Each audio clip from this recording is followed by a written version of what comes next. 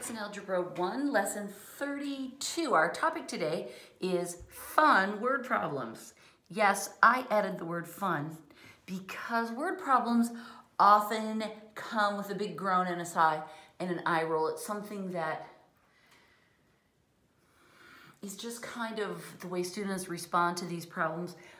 But if you learn the secrets, they're not that bad. So I am here to help you unravel the mysteries of word problems and make them fun because life is too short to do boring problems. All right, remember all those phrases we talked about? They're on page 125. I put this little, I'm going to show you my book. I put this little flaggy thing on my page so I could find them. All of these phrases, we're going to put these to work today. And I will help you do that, but you're going to want to have this page handy. Flag it really seriously or bookmark it, because those are the phrases that are going to help us so much in converting words to numbers. And you guys, that's the whole secret of this. Word problems are hard because we don't start with numbers, we start with words, and then we have to translate words into numbers, numbers and symbols. And that translation is what makes it hard. That's what makes word problems tricky. But I'm here to help you. So let's start with the first example. And I'm going to write it out as it shows in the book. I'd like you to write it out this time. This isn't going to be standard procedure, but it helps in the beginning. So let's copy it.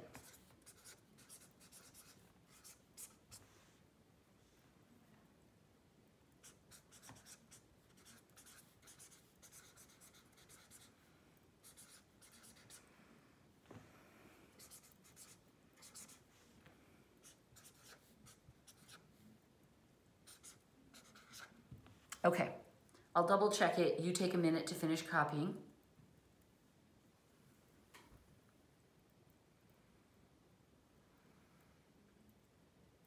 All right, the sum of twice a number and 13 is 75.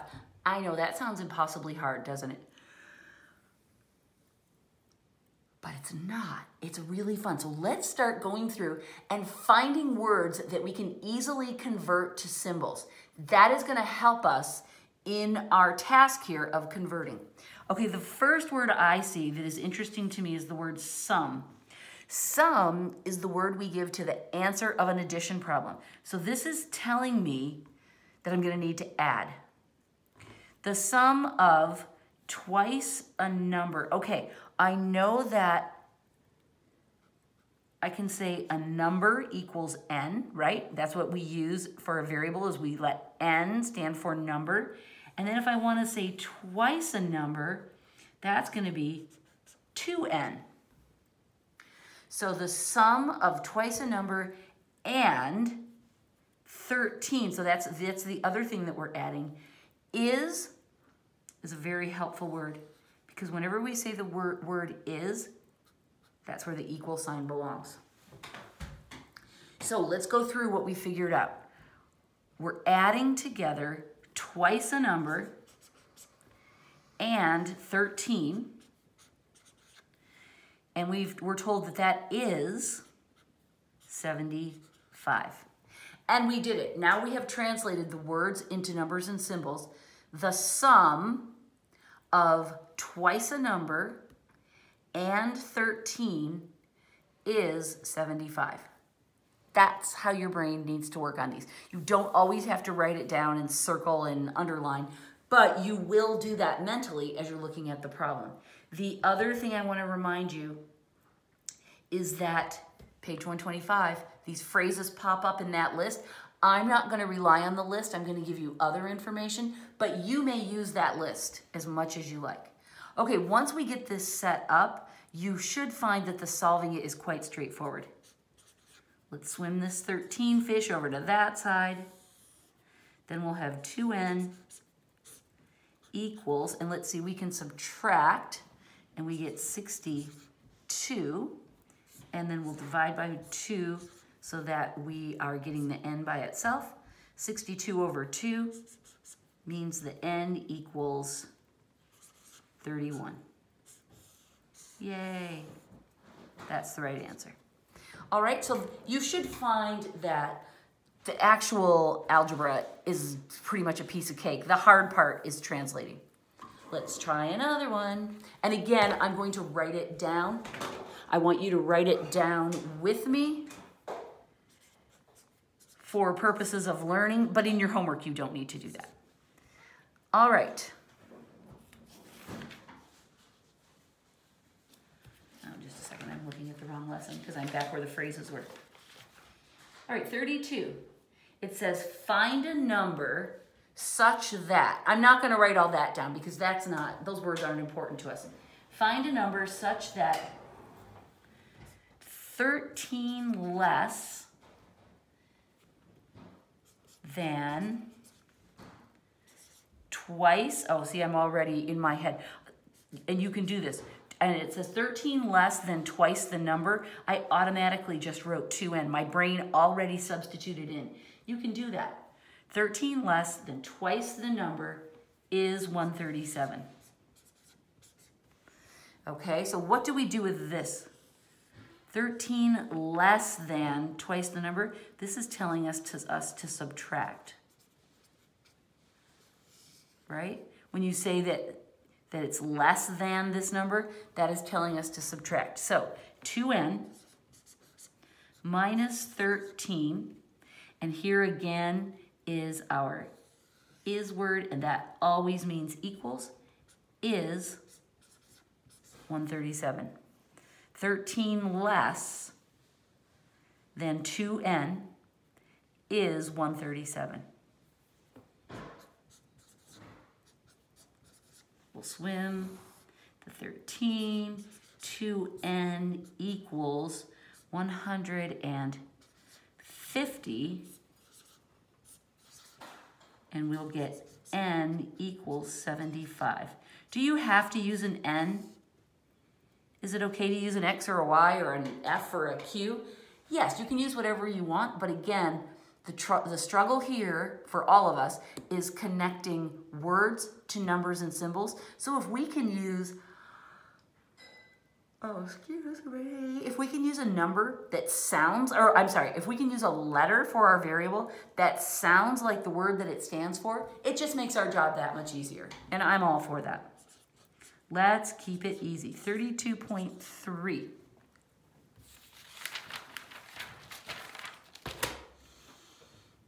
Okay. Find a number such that 5 times the number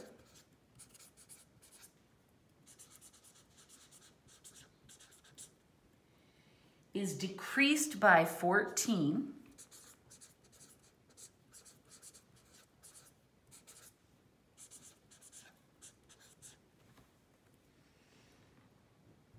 and the result is twice the opposite of the number.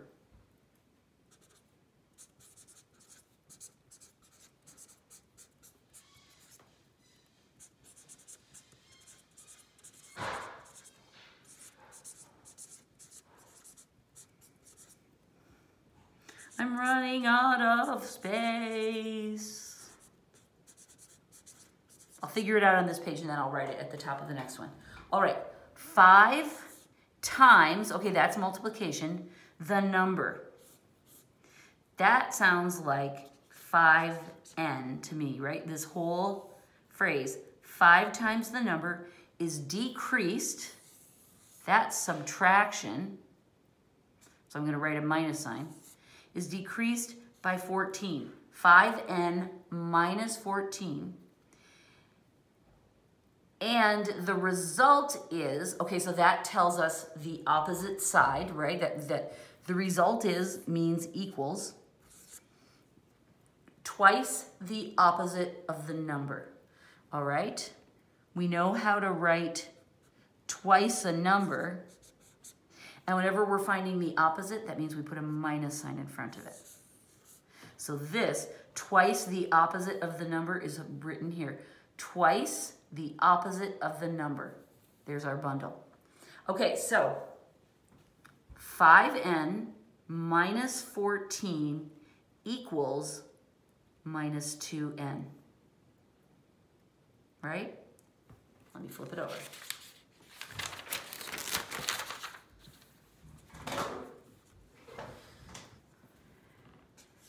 (5n minus 14). I'm going to read it one more time so that we can see how this matches to what the words say. Find a number such that 5 times the number is decreased by 14, and the result is twice the opposite of the number. Cool. Again, you can use those phrases on page 125. I'm showing you other resources. All right, so what do we want to do here? We only have one plain number and we have 2 n fishies. Let's swim this n fishy over here. That will be the minimal amount of work. Those go away. Minus 14 equals minus 7n. John has just been coming through for us, hasn't he? With some great numbers that reduce. And so this reduces to n equals 2. Beautiful. I hope you're agreeing with me that the algebra isn't the hard part. The hard part is the translation from words to numbers and symbols. And is this the last one? This might be the last one for the lesson. Oh no, there's one more. There's 5 in all. Okay, ready? I'm going to try it now without writing down the problem. This is how I would like you to do it in the homework. Just read it to yourself bit by bit and try to write down what you think the problem is saying. Find a number which decreased by 18. Okay, find a number which decreased by 18 equals 5 times its opposite. Okay, so 5 times the number, the opposite, right? Sometimes when students are starting out, it's helpful to write this as 5 times the opposite of the number, to write it like that, because you go, okay, that's the opposite of the number, and that's 5 times. You can see that my answer has the same piece. It just doesn't mentally flow maybe as obviously. So feel free to write it like this. Either way, if you wrote it like this, you would probably agree with me that you could rearrange it in the next step and make it look like that. All right, we'll subtract the n so that all the n fishies are on the right and the plain numbers are on the left. Minus 18 equals minus 6n. Divide by minus 6. And we get n equals 3. Thank you, John. Okay, we'll do one more. I do want to tell you, we're going to be working on problems like this for a long time. So, you know, someday you'll look back and go, oh my gosh, these were so easy in the beginning. But the main thing I want you to know is that you have lots of time to practice this. It's not something that you are going to have to learn all of it in an instant, but we'll keep working on this for quite some time. All right, one more, example 32.5.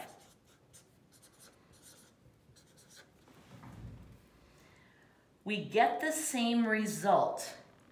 Okay, that to me sounds like they're saying these two things are equal. We get the same result if we multiply a number by 3, or, and I'm just going to write the word or there, because that will help me match the words to the symbols. Or if we multiply the number by 5 and add 2. We get the same result if we multiply a number by 3, or if we multiply the number by 5 and then add 2. Find the number. Here we can see that they're saying this or this will give you the same thing. That means we can rewrite as equals. This one is worded in quite a strange way. Usually we say that is the word that demonstrates an equal sign, but here we saw them say, how did they put it again? We get the same result if we blah, blah, blah, or if we blah, blah, blah. So that's another way that they can say equals. All right, let's subtract 5n. Again, what I'm doing here in my strategies of what I swim where is I'm looking to see what pieces I have. I have an n fishy and an n fishy and a plain number fishy. There's only one plain number fishy, so I want to leave him be, and then I'll move this n over here. One of the n fish is going to have to swim. So let's move this one because then that'll be by itself and we can finish our problem with just one move. If you say, gosh, I want to subtract the 3 and then bring the 2 over, you can do that. That just is twice as many steps, but it's your call. Minus 2n equals 2. Divide both sides by minus 2 to isolate our n, and we get n equals minus 1. And that's correct.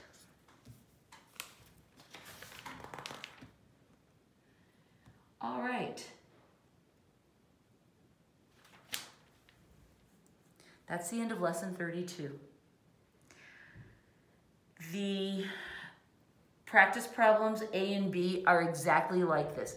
If you feel comfortable just starting in and writing down words and symbols as you go, that's fine. If you prefer to do what we were doing back here in the beginning, where we were writing out the problem, that sometimes is helpful so that you can kind of mark it up and identify what you understand. Feel free to use the shortcut strategy, but if you feel overwhelmed, try this. And like we did in some of these, you can leave out some of the words that you know don't matter. The other advice I would give you is that when you, like with this problem, when you get to this point, let's say you didn't do it that way, you think you've got your equation figured out, it's okay for this lesson and the next lesson to check. Grab your solutions manual and see if you set it up correctly. Try not to look at the answer, but just look at the equation to see if you set it up correctly. That will help you make sure you're on course before you go ahead and solve it, right? If you get to here, you don't know if you got your equation wrong or if you just made a mistake in here. So it's perfectly fine with me if you carefully just check your equation without spoilering the whole problem. For this lesson and then tomorrow's homework, or it won't be tomorrow, it will be Mondays, but for 2 lessons, you get grace and you're allowed to check the setup. After that, I want you to start working the whole problem through and seeing if you can get it right without doing that kind of confidence check in there. But the solutions manual is meant to help you, and as long as you use it fairly and carefully without giving too much away, then I encourage you to use it. All right, lesson 32 is done. Look, oh my gosh, look how much headway we have made. I get to cross it off because I taught it and I cross off when I teach. 1, 2, 3, 4 more weeks until we are done with new material and we're ready for the midterm. That's very exciting. When we get to Thanksgiving, I will have some surprises there about how we'll adapt the homework. We will adapt the homework a little bit for Thanksgiving weekend. I'll say more about that when we get closer. But for now, I will say goodbye.